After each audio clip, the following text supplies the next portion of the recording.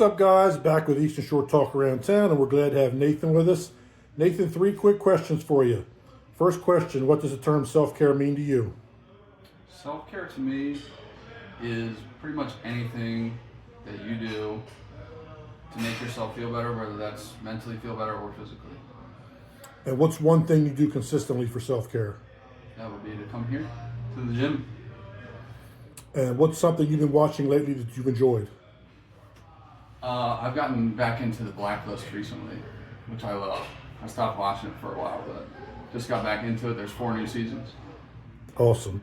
Well, thanks for joining us, and take care, guys. Thanks for joining us on Eastern Shore Talk Around Town. See you guys.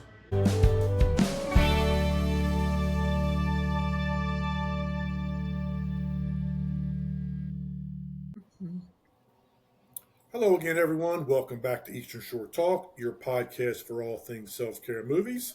If this is your first time, we're glad to have you. This is episode 49. I'm Jay Watson. And I'm Cathy Castle. And Cathy and I have a special guest tonight joining us to talk a little bit about navigating grief. And Cathy, I'm going to let you introduce our special guest.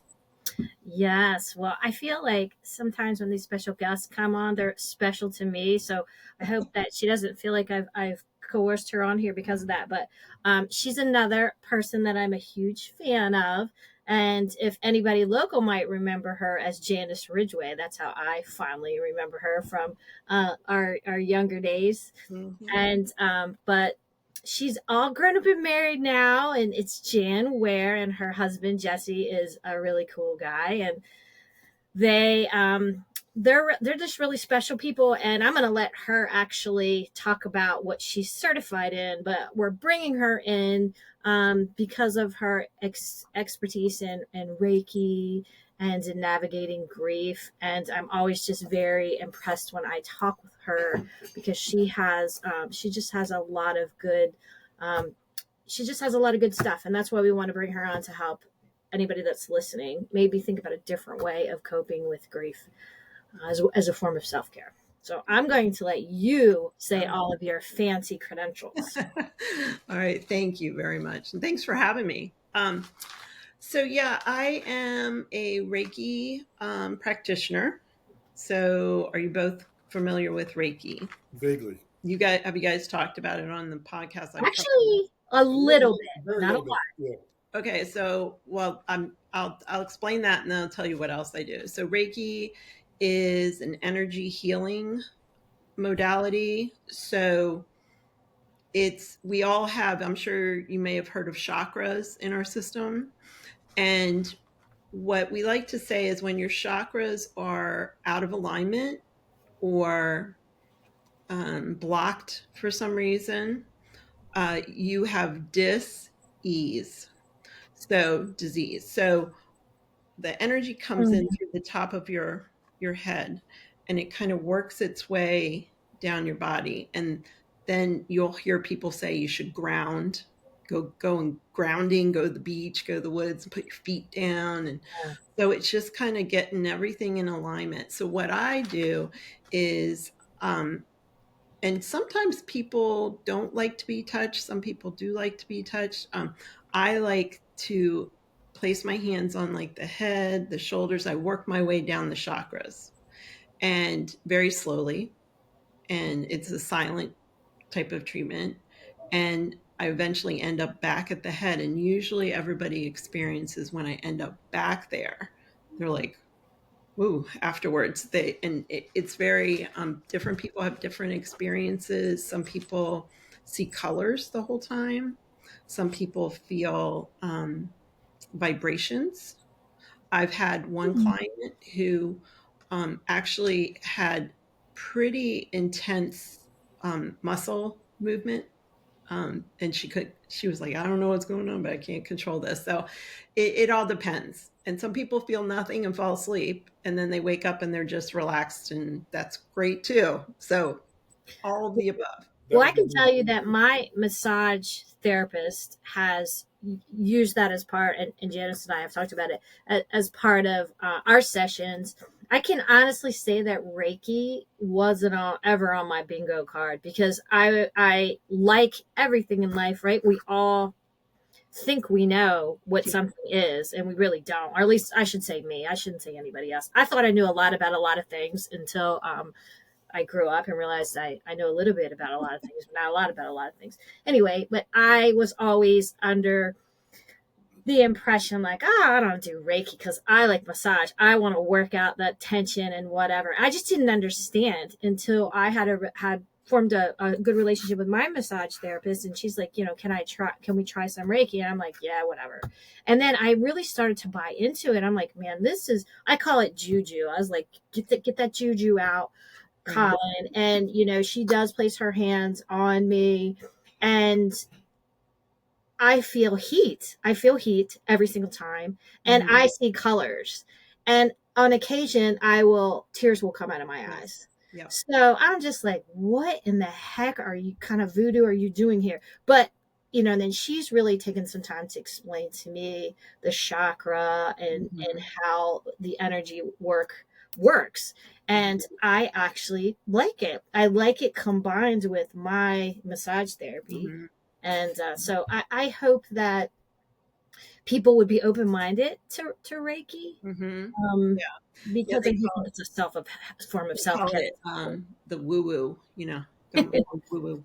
But yeah, so I got into Reiki, and the way I got into it was through my grief. I had a lot of grief that occurred. I had a lot of loss in my family in a very short amount of time. And I lost two brothers, my sister, my mom, and two nephews. That is how many people? How many people? That is immediate family members, right? Mhm. Yep, That's yep, a lot. it is. And um, Oh my gosh. I don't even think I realized it was that many people. yeah, yeah, and that's all from about 2018, I think. Oh my But it all really started. My mom, and then my nephew died shortly after that, and then my one sister passed away, and then another nephew, and that was from 2021. So wow. I was kind of lost and going, Yeah. what do I do with all this? And I went and got Reiki, and it was incredible.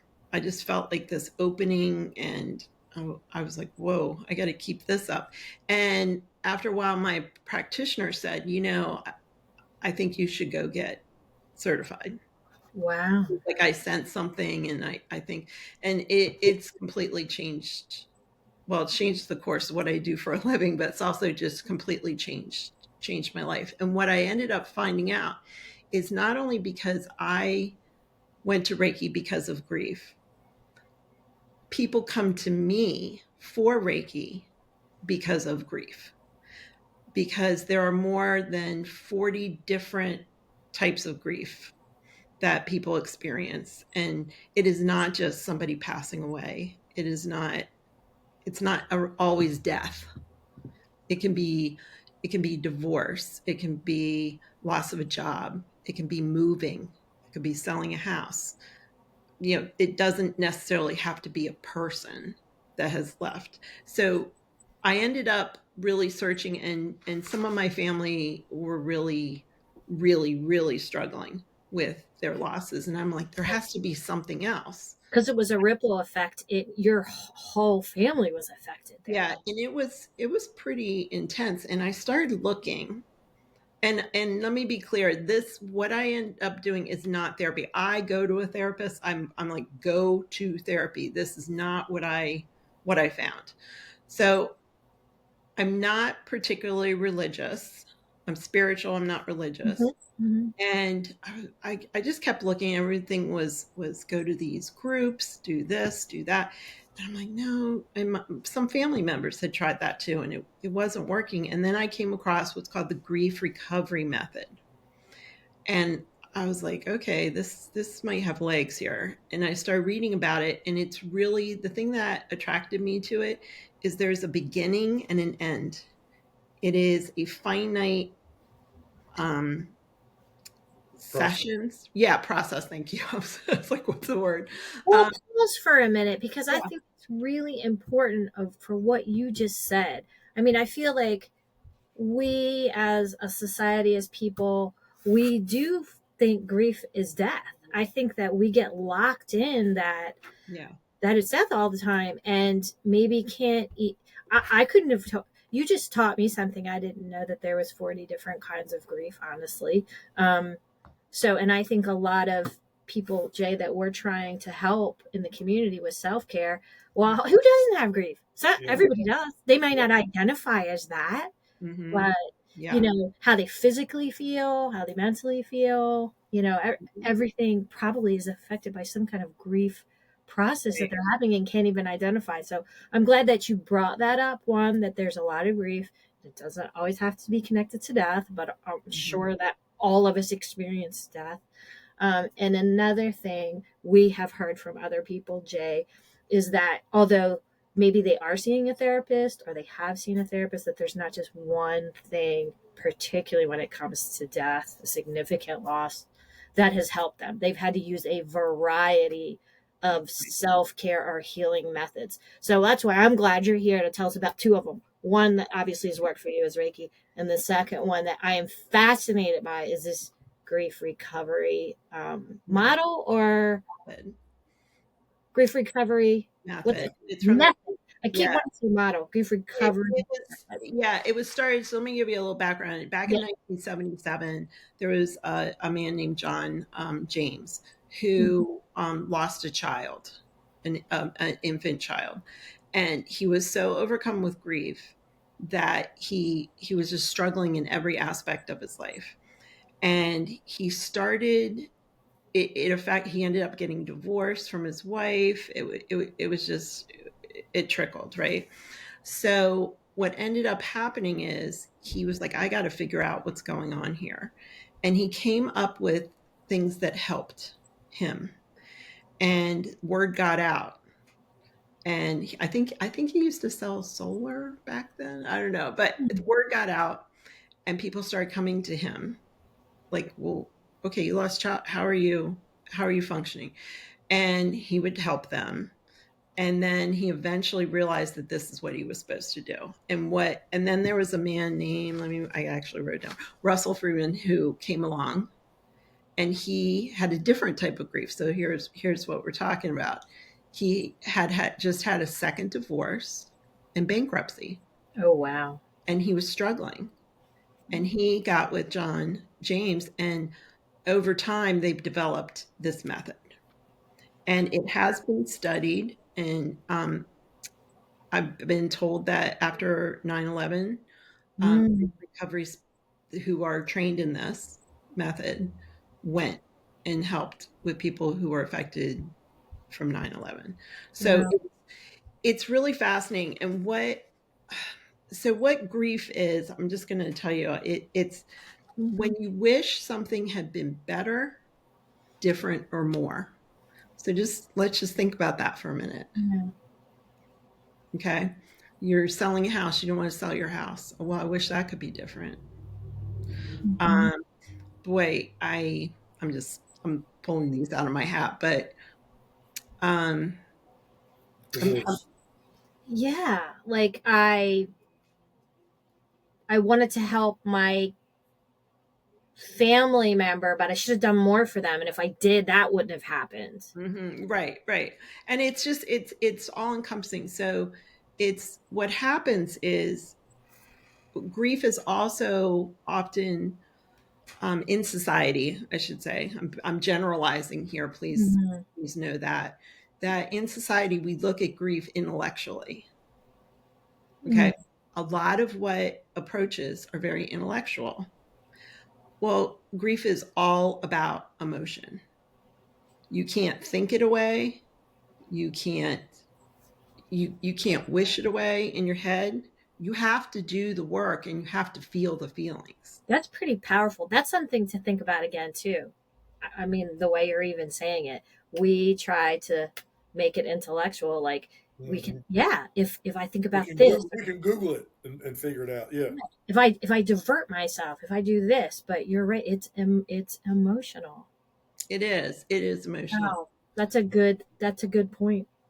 It's inside, not outside. Yeah. That's right. That's right. And so people will tell you. It's funny. I'm writing a blog that I'm going to post in the next couple days, and what I'm doing is what people should say, what people, what we have found among the grief recovery method, things that help and don't help Wow. as an outsider. Okay, we need that sheet. We need that cheat sheet. I need that cheat sheet, please. Yeah, it's really interesting, and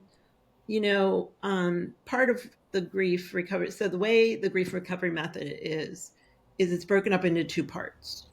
The first half is all about misconceptions around grief, Mm, society. One of, tons. and one of the biggest misconceptions are the stages of grief. So I don't know if you're familiar with Dr. What was her Was it Kubler-Ross? Kubler-Ross. Thank you, Elizabeth Kubler-Ross. She came up with the stages not around grief. She came up with the stages for individuals who were dying Mm. or had been diagnosed with a life-threatening disease. Okay, that's a very different thing when Yeah. you are doing it, when you are dying and you're looking at the things, than if you have experienced a loss. It's very, very different. They aren't Yeah. even the same. So somehow, some way, We adopted it. yeah, it got hijacked. Yeah. Yeah. Her method got hijacked, and it got like, and then somebody heard it, then somebody else heard it. So now everybody goes, oh, well, they're in the stage of anger or they're in the stage of denial. Well, I don't know about you, but if you bring it back to a death of someone, you don't really deny that the person has died. There's no denying that. You can't. You're trying to intellectualize it. It doesn't work. Right. It doesn't work. So the first few sessions, it's a 7-week process. The first few are all about things we've learned about grief, things we've heard, things we saw modeled by our parents or whoever was the influential adult in our lives. And then after you get through all that, then you get to the private, to your personal work, and you go through that. And you start talking about all your losses. So a lot of people, I hope I'm not like rambling on too much. No, this is No. amazing. Yes. So a lot of people come to me thinking that, and I'm going to make this up because I never want to tell anybody's client stuff. Let's say their brother died, okay, Mhm. and they come to me and they're like, I'm really struggling. I need to go through this, and we do the first part. We haven't even gotten to the personal stuff. If we get to the first part, and then all of a sudden it comes time. What relationship? So this is all about a relationship. Who are you going to work on? What relationship are you feeling grief around? What is incomplete in your life? Well, a lot of times they don't choose the brother. They'll choose a parent that they learned how to deal with grief from. Or I've actually had a few clients who have actually gone, I have a really bad relationship with that who's still alive. My mom, my dad, my, whoever. I think I want to work on that. And then we work on that. And it's just very lightening, and they go, wow, I didn't even think I needed this. I thought I dealt with everything, or I thought I was dealing with my mom or dad. But then they realized that, wow, I had a lot of baggage that was sitting there that I needed to unload. And we always tell people when they're working on somebody who's still alive, you never tell them. This is your work. This is personal. It's your process, and you don't bring anybody else into it. So that's. Well, this is fascinating to me, and I want, you and I have talked, I want to learn more about it, maybe even do it myself. But I've talked to Janice as well, Jay, about Courtney Jackson, our friend that also does local grief work. We want to kind of get these two together, maybe even on another podcast together one time. But, Courtney has said, just as you were saying, that, she has struggled with a series of losses, and particularly her mom passing. Mhm. And she said it was life changing for her, this grief recovery Mhm. method, that it literally changed everything for her. So, I mean, that's a pretty powerful statement for these women to come on here and have been trained in this and done the work themselves. And it is saying to us, listen, there's other ways. There's other ways to do this, to tackle it, Right. and to feel the feels and journal it and all the things you do. Well, I think, Kathy, what's interesting is what we're finding out is as we've talked to all these modalities of self care, and what you and I kind of learned early on within the process of this podcast is we carry our life events in our physical body. That was a big like light bulb for me. Even as a former personal trainer, that was it makes common sense to me now, but back then, and with Reiki, which I know very little about, it's a as Janice was describing it, it's a trying to align the energy or energies in the body, in the physical body, to in this specific case, deal with grief or a trauma of some kind, which brings me back to something else I'll get to later on. But it's really interesting how, um, like Janice, when you said, um, you know, we can't Google it or we can't intellectualize it. It's all it's and I love to kind of really Do say that. internal versus external. Yeah. We all do. But it's just and that's just it's just a general life approach that I take. But Mhm. it applies specifically to what you're talking about with grief and how it's do the work from the inside out. Mhm. I just find it cool, Kathy, that we're learning that there are all these modalities of self care that are, whether it's massage or Reiki or acupuncture. We just had Dr. Mhm. Kendra Jones on last week Mhm.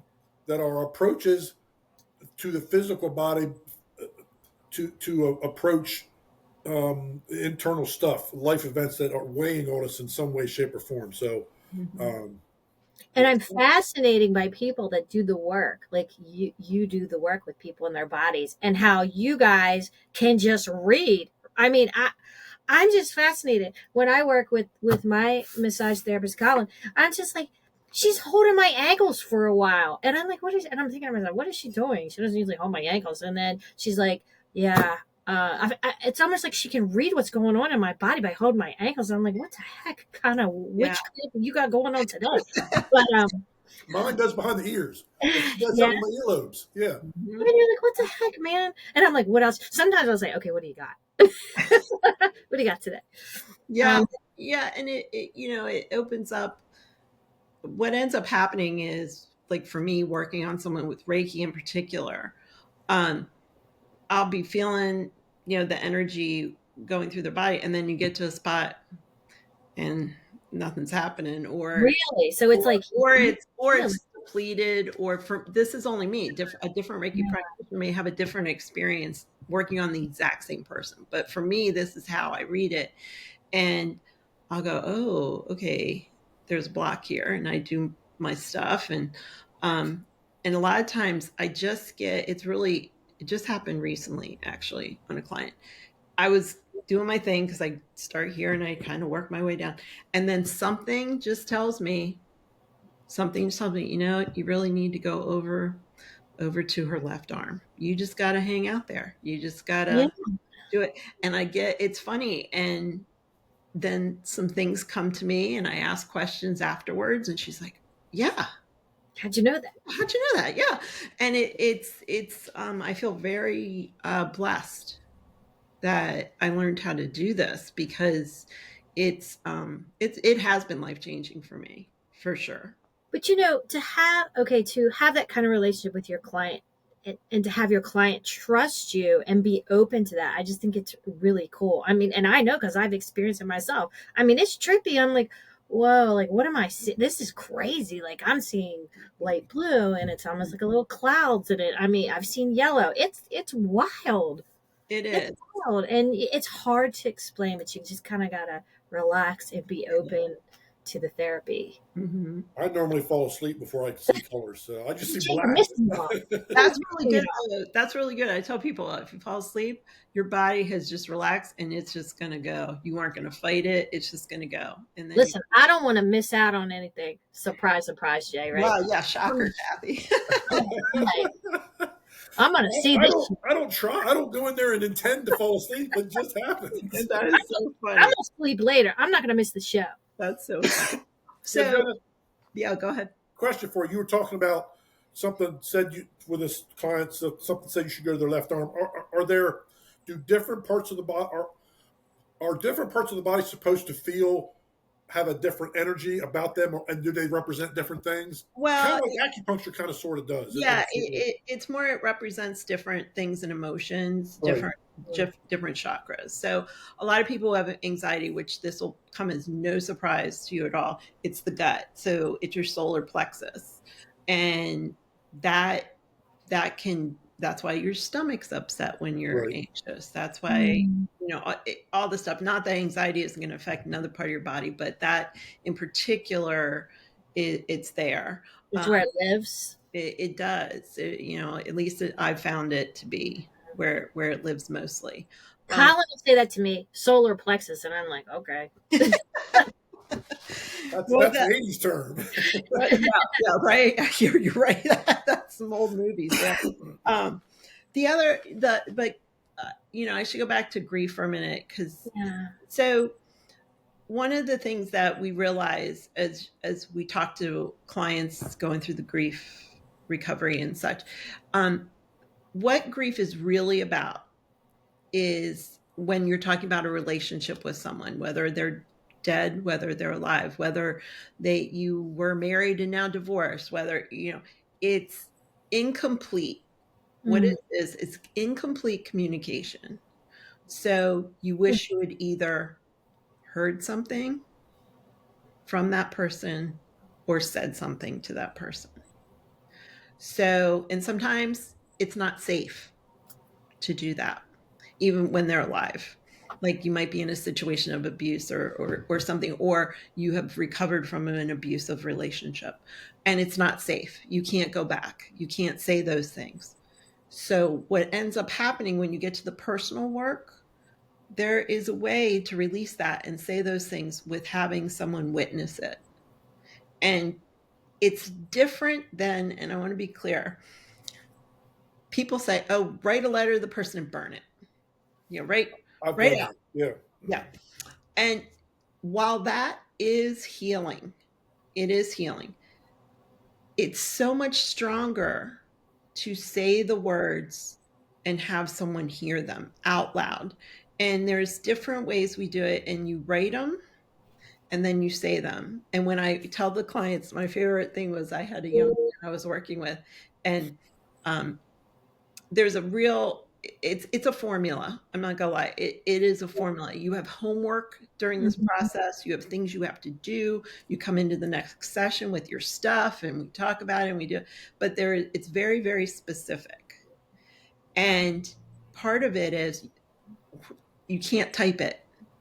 You write it if you're capable. Some people aren't capable of writing, but if you're capable of handwriting your thoughts in this formula, that's what you need to do, because there is that, again, we're talking about the body. It goes from your thought, thinking, through your arm, it's on the paper. And then when you meet with your facilitator, which would be me, there's a process where you say it in a specific way. And that's what this is all about. It is a formula. And it's I don't want to make it sound like this is the way, boom, boom, boom, because you end up having conversations. You end up it's emotional. It's very emotional. Well, it's intentional how you're doing it, what the purpose of it is, and how to say it is intentional. Correct. And the difference between, I think Cathy, you and I spoke about this too. The difference between this and therapy. Not only is there a beginning and an end, but your therapist isn't going to tell you about a loss they have, most likely, because there is that barrier. There's that professional barrier. They aren't supposed to do that. Well, in this, part of it is the facilitator sharing some of their loss, some of their process, some things that they have let go of. So they model it. And Almost here, it is. it's in that way. It is. And everybody goes in with trust that Yeah. it's confidential, and you have to trust. But because of that, there tends to be more of a connection. At times quicker, maybe. You still might have a connection with therapists, but you end up a little Builds quicker. trust faster, probably. Yeah. Correct. Yeah. So Yeah, I do see more of that in out there in work. I think I was telling, I don't know if I told you, Janice, I probably did, about the Struggle Well program that I was yes. part of, and that was something that they do as well. Like the facilitators start the whole session. That program, Struggle Well, which is meant for first responders, but they start the facilitators by talking about their own struggle, their own grief, their own PTS, whatever it is. Yeah, and then you can watch the trust happen. Exactly. Janice, I love that whole. And Cathy, you and I have talked about this, and I've brought this up a couple of times on the podcast, where many, many, many years ago I was going through therapy, and one of the things that my therapist at the time told me to do was I had a lot of just junk in my head, anger and hurt, disappointment towards both of my parents, and he said, write a letter to them.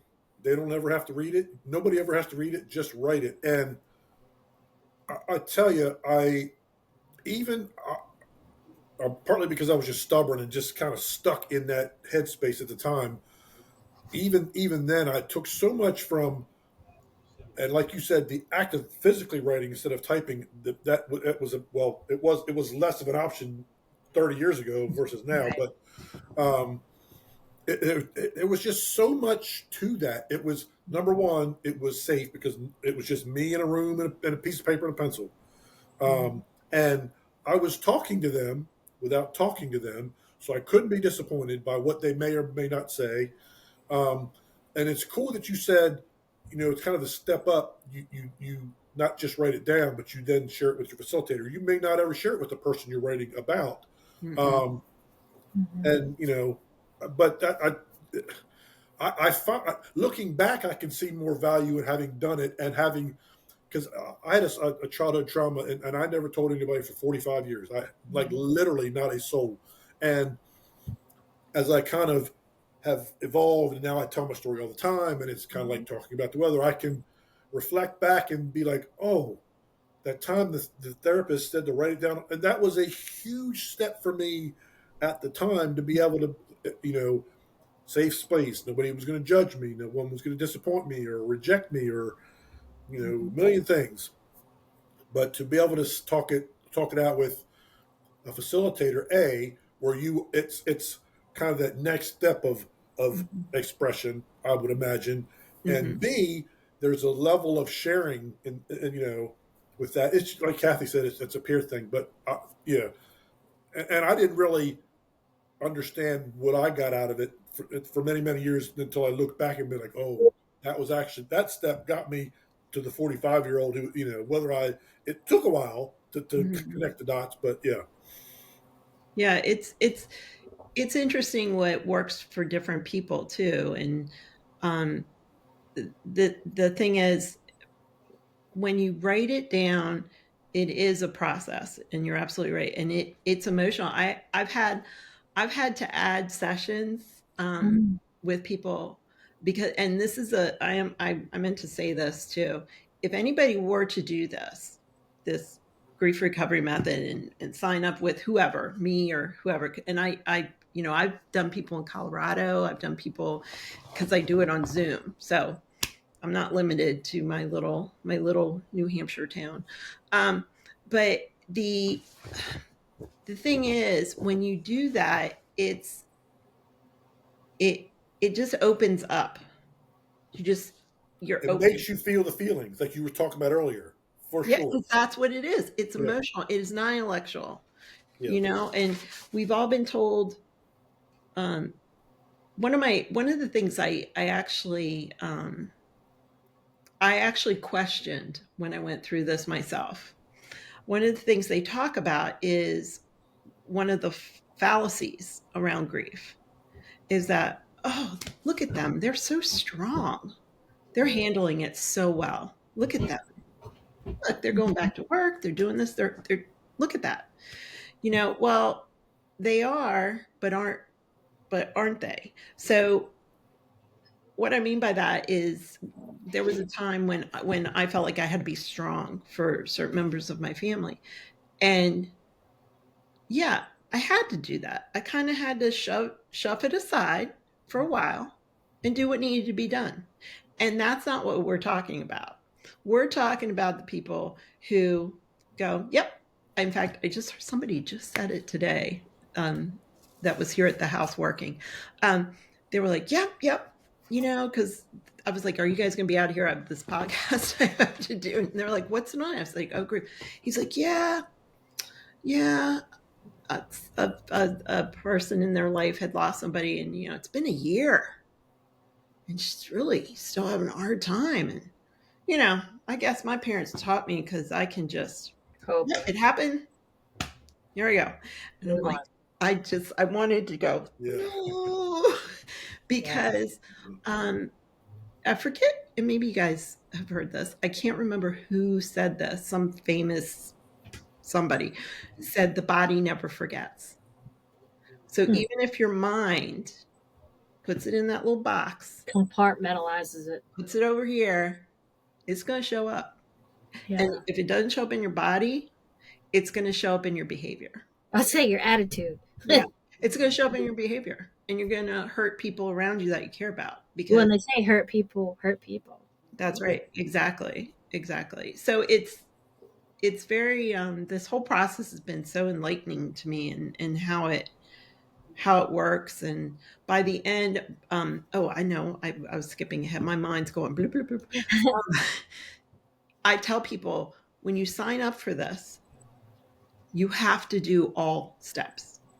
Mm-hmm. You cannot quit halfway through, because if you quit halfway through, you might actually end up feeling worse, because there's a point where The hard stuff comes in. it comes in. They go, I don't want to. I've had people show up for that next session and go, I didn't do it. I can't do it. So I helped them. We sat and we did it in the session rather than them doing it. And then we just kind of add a little more time at the end. But they were like, oh, I see what you mean. I didn't want to do this. It's hard.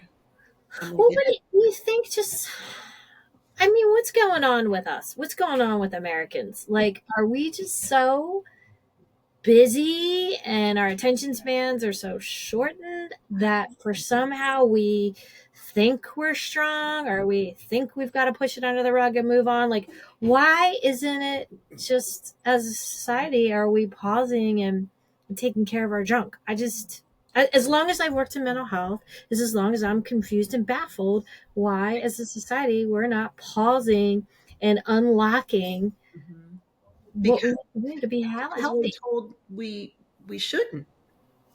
Go ahead, Jay. No. I want to hear what you have to say. Well, Cathy, this is going to sound like a broken record to you, but it's that whole, once again, it's that internal versus external thing. Now, I think the answers are very individual. The specific answer is different from person to person, but in a general, just my opinion anyway, in a general sense, we are much more of an external society than we've ever been. We derive entertainment and all these fulfillments in our hand, in a little black box that we're supposed to talk on the phone to, and all these external things. And some are good, and some are self-care that are great for us. But we're so much more a disconnected and external. We don't. This generation is now being taught to, it's words on a screen. And not only is it just words on a screen, but they're abbreviating these words shorter and shorter and making up words because they don't want to do a whole paragraph. They want to do it in 3 words versus paragraph. And we're so external. yeah. Well, I there's raised that. my hand because I was like, it was my frustration raised my hand. That well, that that's part of it. But I also feel like we label people who are needing help, don't we? We go, Mhm. well, like that guy today. She should just get over it. My God, And it's like, well, but clearly they need more help with it. Clearly, and sometimes it's just listening to their story and hearing it. And I think that is, we don't like to be messy. We don't want to be a messy person in our neighborhood among our friends. We don't want to be that friend that, oh boy, here she comes again with a sad story. I mean, it got to a point where I can laugh about it now. I got to a point where I didn't want to tell people that I had a family member die Yeah, I could because it understand. happened in such short mind. They're like, "Oh, how's it going?" I'm like, Another. "Good, we're good," because I'm like, "What?" It was ridiculous, and I also got a little like when I saw a family member I haven't talked to in a long time, and the phone rang, and it was them. You're like, great. Now what? Who? I don't want to answer the phone. It's interesting, but it's sad. I mean, it's just so sad because I think about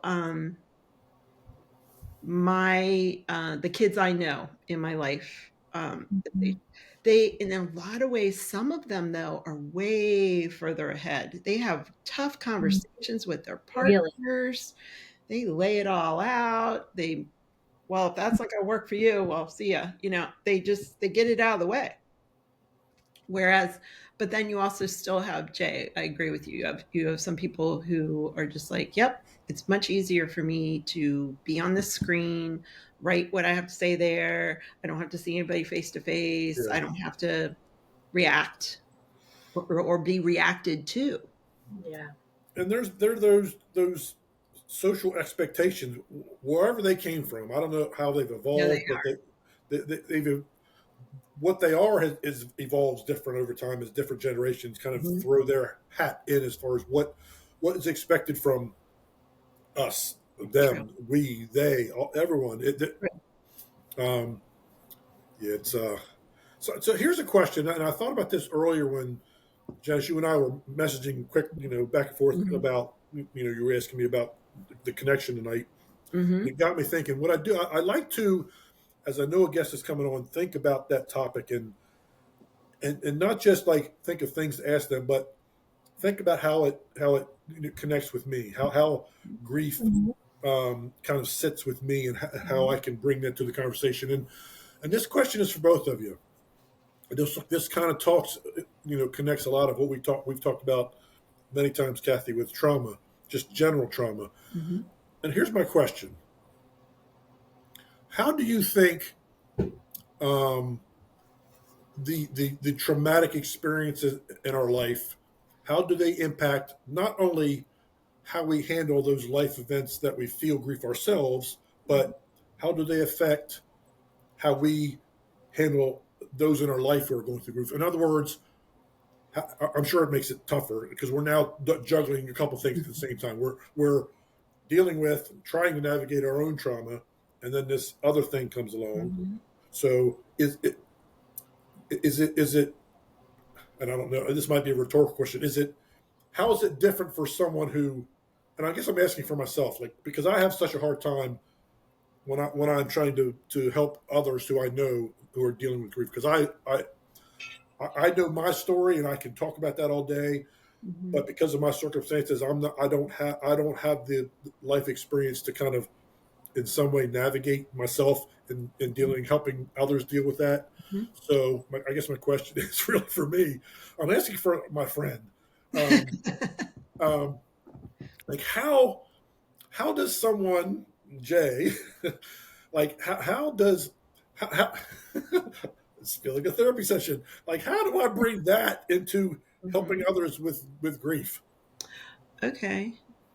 You want You're me like, oh, you want me to go? Because You can do it. You can. that's Yeah. yeah, all right. So, like, I can tell you that part of and I'm going to answer your question. Part of the sure. grief recovery method is a timeline of your life, your whole life, not about one person, it's your whole life. You might need more sessions for some people. Yeah. And you write down it's called a loss graph. And you write down all your losses. And they can be everything. It's like what I said before. Sometimes one of the most significant losses in a person's life is their first loss, and it might be the loss of a pet. Mm. It might be bullying in school that just shipped, like that just knocked them off, right? So I think what you're asking is, when someone has some of those piled up, and you have someone with grief, I think that actually you can connect with them, because if you open yourself up enough, it's a shared experience. And I think that's what, it's funny, in this blog that I'm reading, I'm talking about everybody experiences grief differently. There's not a wrong way. There's unhealthy ways, but there isn't, it's emotional, and everybody's going to do it differently. For example, when my mom died, my sisters had a different relationship with her than I did, just because we're different people. Right. Mhm. We're different people. It doesn't mean that I can't relate to what their grief is, because I'm their sister. I grew up in the house. My mom has passed. But what I remember, the feelings I have, are very different from theirs, Mhm. because they had their own relationship with my mom. So Jay, what I think what I can bring to, let's say, some of my clients is, or even friends. Okay, let's just talk about my friend. I'm meeting her for coffee. She's in grief or whatever. I can bring that feeling with me of what it felt like and hold space for them. Just it's more like holding space and going, okay, they need to be heard, because I know what it was like when I wasn't heard, and when I was. Even if it's a different type of grief. That's right. Okay. Well, I'll say this, Jay. Two things. One is, I was just talking to my mother-in-law over the weekend, and my mother and father-in-law and my husband, they lost. My husband lost his brother in August to a health condition, and he was younger. Mm-hmm. So anyway, we were just talking about the losses, because she's lost two of her sons, and she said, I just wish people wouldn't avoid it, like that she's going to burst into tears or whatever. She said, she goes, so they don't say anything. And Yeah. then I feel like they've all forgotten about them. And I don't want them to forget about them. I don't want to forget about them. So that was one thing, that she has said to me. I that's in my blog. Is it in your blog? And yeah, so I guess sometimes we don't know how to handle That's at right. least death, and we're afraid we're gonna set somebody on fire if we bring the emotions on or not. But they're probably very gifted at controlling those emotions. And then I will tell you another thing I did today, Jay. Um, we may all even be mutual friends with this person, but there's a person in Facebook community that's from this area, and I could tell that she had a loss of a child. And I didn't know the story, but I saw a lot of people commenting, and I felt like I wanted to comment too, but I didn't want to do it publicly, and I didn't know what the story was. So then I sent her a Facebook message, and I said, I don't know what's going on. I said, but clearly you're having a significant loss. And I just wanted to say, I'm here. I know you have a big support system. I can see it, and thank God you have that. But if you ever wanted to talk, I'm just sitting here thinking, as a mom of boys, how my heart would be just broken if that happened to me. And so I'm here. So then we went back and forth. She quickly responded back, and we had a little dialogue back and forth. So then I felt like I could let her know I cared. Mm-hmm. It's not like we were close friends, but we're acquaintances. I wanted to reach out and say, I care. I'm here to listen. And she didn't, go up in flames. She communicated back. And certainly if she didn't, I wouldn't have been offended either, but I wanted her to know. And the key thing you said was, you did it privately. Because you did it privately, she probably felt safer. Yeah. And Facebook messaging, all that, it can be helpful because you're showing you care.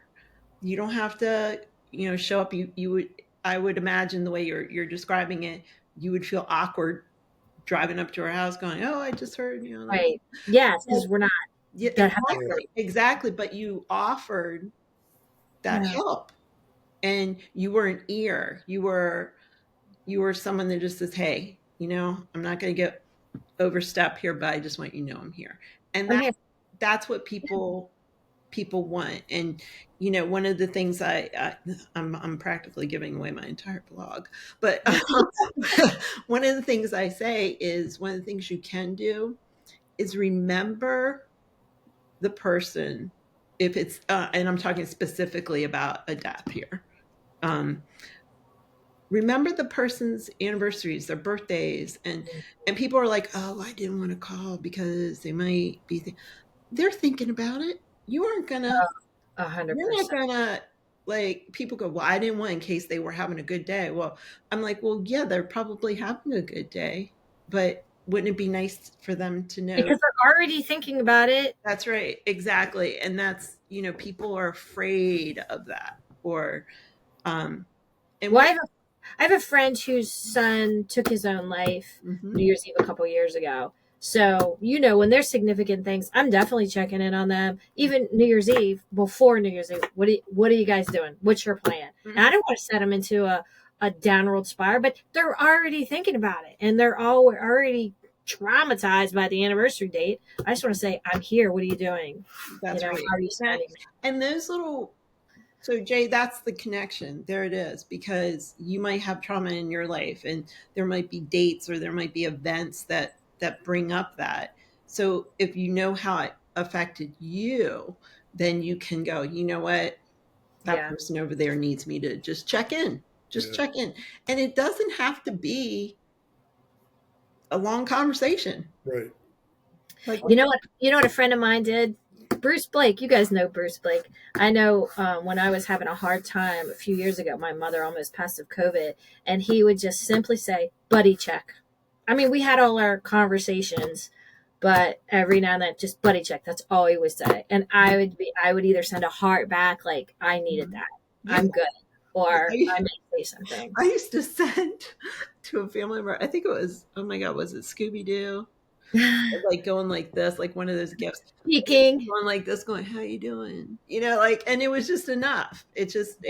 It's just enough, and it's just to let you know that you're thinking of them and such. Which means a lot to people. It does. It I does. think I've always, in my mind, thought that. See, because I've never really had like a family unit per se, so I've not really experienced like personal loss as far as those loved ones that have Mhm. really impacted me. So because I don't have that life experience, I've had other types of grief. Mhm. Certainly, I tend to think they're not as important, so they don't. I can't bring. It's not enough to So bring glad, to the I'm table. so glad you just said that. Yeah, I'm so glad you just said that.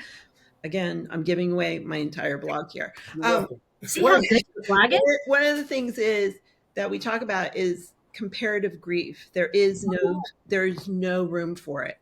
There's zero room for it. And one of the things you say, the boy who had no shoes. Well, then he saw a boy who had no feet, or however that Right. parable is or something. It's horrible, All right? relative. Yeah. Well, guess what? He still has to walk on that rocky path and he still doesn't have shoes. It's still going to suck. Yeah. And that's the thing. Mhm. There is everybody's going to experience it in different ways, and to say your grief or someone else's grief isn't valid is just wrong. It's just wrong. I mean, you can be sitting.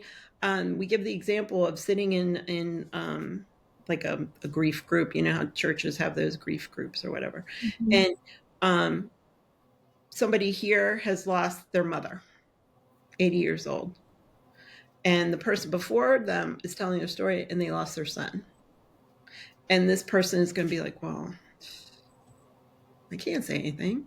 She lost her son. My mom lived a full life, whatever. No, that's not how it works. That's so true. Because there's never enough time. I don't care if somebody's 150. There's never enough time with people that you absolutely adore. That's right. There Exactly. really isn't. You're affected. You have lost a piece of your soul. Right. And then you go back to trauma. Somebody's there because they experienced a trauma. They lost security. They lost trust. Yeah. They lost. Well, why is that any less than someone who's lost someone person? Mm-hmm. So that's a big piece of it. We talk about not comparing grief. That's such a good point. I'm glad you said that, and the term comparative grief.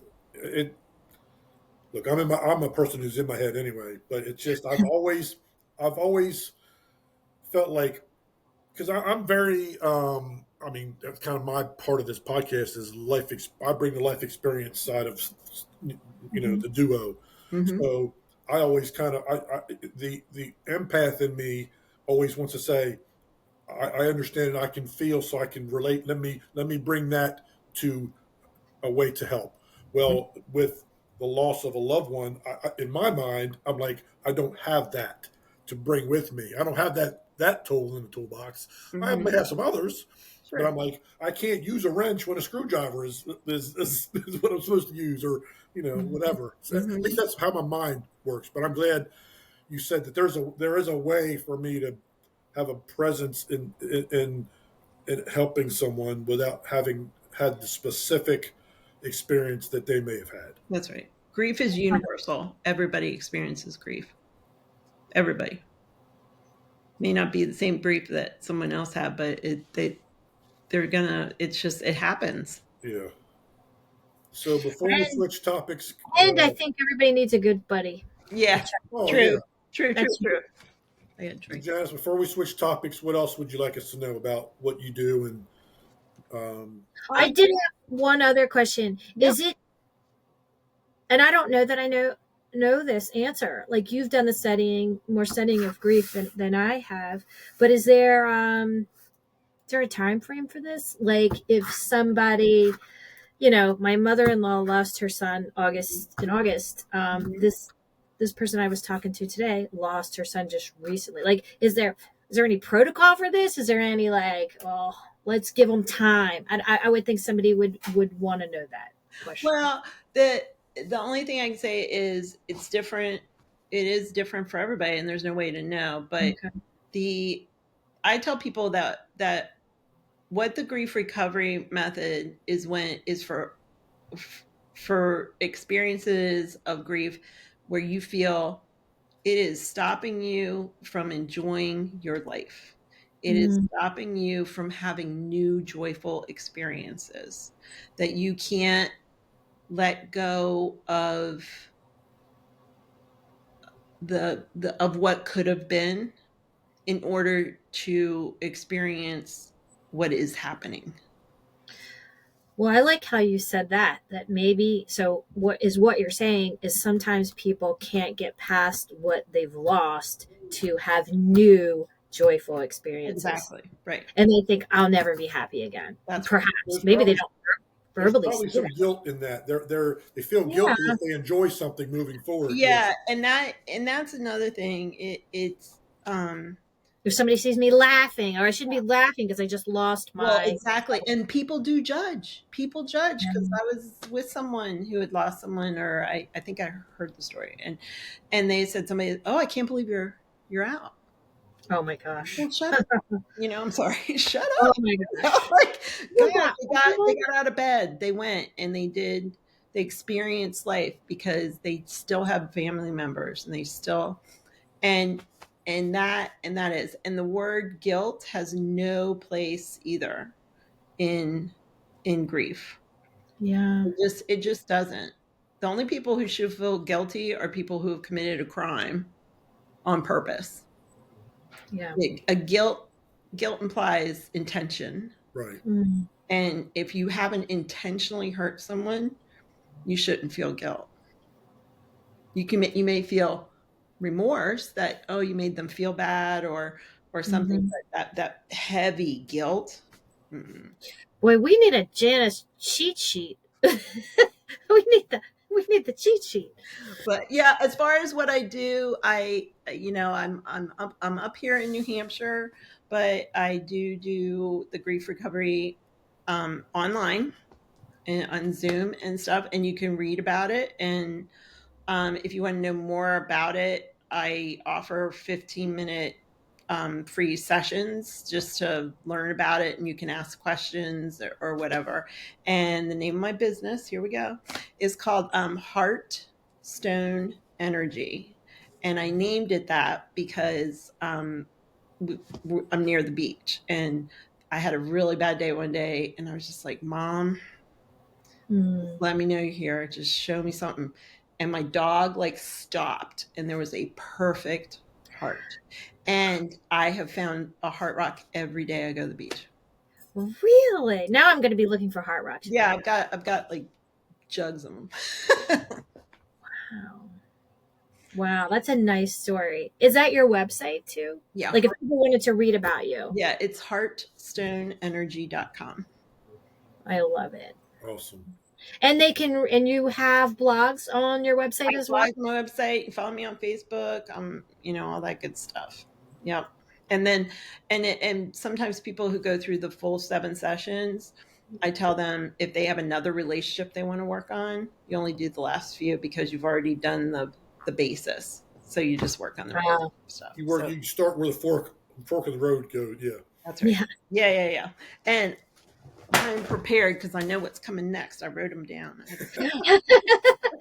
You are a studier for this podcast. She's a studier. She's studious. Well, go ahead then. I'll give you an apple for this one. What have you been watching lately? Okay. So, and it's funny, I just bought her cookbook too. The documentary about Pamela Anderson. I'm sure Jay's seen it all. You see that? I've seen part of it, yes. It's really good. Yeah. It's really good. I really grew to respect her path and what she's gone through. And then I recently found out I'm allergic to eggs and dairy. Really? That is so sad. It is a bummer. But she is vegan, and I was looking for some books, and I just went into Barnes Noble, and there was her on the cover. I was like, hey girl, all right, let me bring at it. So that's what I'm doing.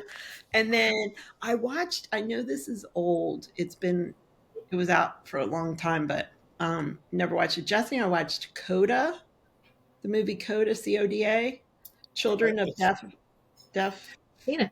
Oh yeah. I know of it. It was actually nominated for Oscar. Yeah. Maybe hold on. Maybe the lead actor or somebody in that. He won. Yes. Something, Golden Globe or something. Now, was Marlee Matlin in that? Yes, she played the She mom. won an Oscar for a different movie many years ago. Yes. Okay. I'll tell you, this movie, and it takes place in Gloucester, Mass. So maybe that's it too. But it was powerful. It was powerful. Okay, I think I've seen a YouTube clip where maybe it's their daughter is trying out for a school play and sings and signs the is that making sense? Is that sound okay? Yeah. Well, I've seen that. Okay, I know what movie it is. I have not seen the whole movie. I give that like 5+ stars. It is excellent. It's excellent. Gotcha. And then I'm into crime. So is Jay. Crime. It's terrible. It's. I don't like gory. Right. But I like crime. I'm painting. We just bought a house that was built in 1700. So I'm painting the whole thing, and I listen to podcasts, but I'm not watching them. I'm listening to it. It's ridiculous. Jay likes his crime. So I've got one for you, Janice, that you should try. It's new. Nicole Kidman, The Perfect Couple. I still haven't seen that. Oh, I saw that. I did. I watched that. That is good. I read the book too. Yeah, it's actually a series. Well, it's just one. Yeah. I saw that. That's Yep. It's a whodunit kind of who's the murderer, and it's a little surprising. Yeah, I love it. It's like I love like Knives Out. I love all that. I love Knives Out. It was so good. So good. Yeah. So I'm like, any kind of crime, and Jesse's just like, why are you watching this? I'm like, he's like, the world is dark enough as it is. I'm like, yeah, so bring it on. I'm watching one now based on two true stories. It's called Apple Cider Vinegar. It's on, Hmm. I think it's on Netflix. It's where this woman faked having cancer, and she got all this money. People were sending her money, and Oh, gross. um, it turns out she was faking the whole thing and accumulated all this money. And yeah, and it's a Is true it story. true? Is it a Yep, true true story? story. Yep. Oh, damn. Mm. That's wrong. Jay got me on Only Murders in the Building. Did you Oh, I see love that? that. That's so good. I'm still not done. Still Yeah. not Getting done. there. I'm stretching it out. Okay. Yeah, I'm a big Selena Gomez fan. So Me too. love The whole Wonder Mind. Have you seen the Wonder Mind website and all that stuff? She her. created that with her She's mom. so And great. She's so yeah, great. big. I love Selena Gomez. What about you, Kathy? What have you been watching? You're going to be proud of me. I watched 2 movies this weekend Ooh. because we were with some friends in the Outer Banks for a quick weekend. But so we turned on some movies. So one of them, I didn't know what to think of, but I wanted it. It was called Eurovision. It's Will Ferrell. I don't know if you've seen that one. I've not seen that one. Not seen that. Yeah, I don't know. It was one of those movies where you're like, not sure I would have picked this, and then I'm like, do I finish watching this, or I go do something else? And I'm like, you know what? Now I need to see what's happening. I can't even explain that movie, but apparently it's based on a singing competition that really happens Oh yeah, it does. Yeah. in Europe. And anyway, so there was that one, and I also watched that new one with Will Ferrell, Cordially Invited with Reese Witherspoon. Oh, I've seen the thing on. Yeah, it was cute. I liked it. Yeah, they've been doing the press tour together. Where it's about two weddings Yeah. that are getting ready to happen, and there was a mistake in the booking, so it's kind of fun. Yeah, it's decent to watch. Did So you yeah, catch, there you go. Did you catch The Voice last night? A little bit of it, not a ton of it. It was good again. It was really good again. They're not on tonight though, right? No, for some reason they're not doing that. They're Okay. doing 2 hours every Monday, and yeah, it's been so good. I like this group of judges, but Snoop Dogg just made last year's season. I mean, he was just so I good. He did. He was so good. I know. I feel like I'm not as I want to be, but I'm not Really, as. don't get me wrong. The singers have been really, really good. Like everybody's been really good, singer wise. Some good stories. There was actually a singer on last night that had that Michael Bublé had pulled from the audience in one of his concerts and had been in contact with, who sang. Michael did not turn around. He did. I But saw Adam that. Levine Wait, what did. happened? What happened? So this guy sings like the old contemporary kind of music like Michael Bublé sings, and they connected somehow at one of Michael Bublé's concerts years ago, and they kind of became like online friends. Yeah, So like he comes out and TikTok. sings. Michael Bublé did not turn around. Oh my Adam gosh, Levine did, and when Michael Bublé turns around, he's like, "Oh, I know you." that's Embarrassing. That's funny. Wow. Well, I'm excited about SNL is going to have their 50th. It's actually on. You can go on Peacock, and it's been on for a Oh, while. ready? Yep. I thought no. I thought it's live. Is it That's a going to be different live? one. That's a different one. Yeah, they're doing a live presentation, but you can go on Peacock and go back and look at the old clips and how. Okay, so Sunday night I think is the live 50th, and they're bringing a lot of the OGs back. And then something Friday night I think is on Peacock that is musicians that have played Maybe. over the years. Okay. So that I think that could be interesting. An interesting watch. And I'm going to go see Captain America this weekend, Jay. Yep, I'm going Friday night. I'm going to wait on Saturday and go. I went and saw Love Hurts last Friday, and it was okay. It was decent. It's with Ke Huy Quan, who played the little boy in the Indiana Jones movies. Oh yeah. Wait, what was his character Short in those Round? movies? Was it Short Round? Or something along those lines, yeah. Wait, he grew up? Short Round grew up. He grew up, and he won an Oscar a couple years ago because he was in Everything Everywhere All at Once, and he won an Oscar for that as a grown-up. Well, he's in this one. So cute. He plays it's kind of like a Jackie Chan kind of light. It's action, but it's kind of light. It's kind of that light comedy. It was okay. But yeah, I'm looking forward to the Captain America this week. See, Jay tells me what's coming up because I don't keep on top of it like him, and then I'll be like, okay. And Well, I did watch that show after The Voice last night called Hunting Party. It's good. It's Oh, with the girl from Manifest. oh yes. yeah. I saw the preview for that. But you can go on Peacock and catch up on that one. So, Which I never do, which I should. yeah, Peacock's starting to up their game. I'm starting to see more and more stuff on Peacock that I want to watch. So, I know. Well, it's winter here, so. Well, you've got like 150 feet of snow, so it sounds not yet, but we didn't get any snow last year. Mm. Not we Seacoast don't doesn't snow always most get years. it, but this we're making up for it. Well, you guys are sharing, I think. You shared all the way down to Florida. I went out already, Kathy. Since I got home, I went out and wiped my car off and Of course you did. I did it already. I'll have to go out again after the podcast. I'd rather do 1 or 2 inches at a time than 6 or 8 all at once. So he's organized. We wait.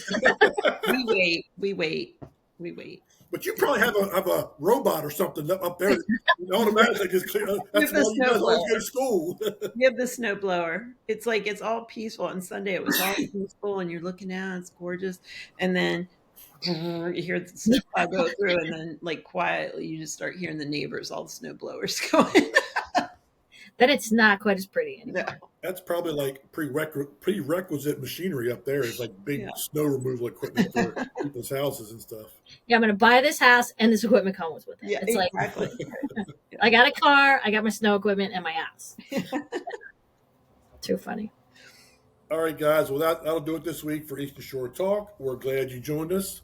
Take care, and we'll see you next week. Thank you. Thanks.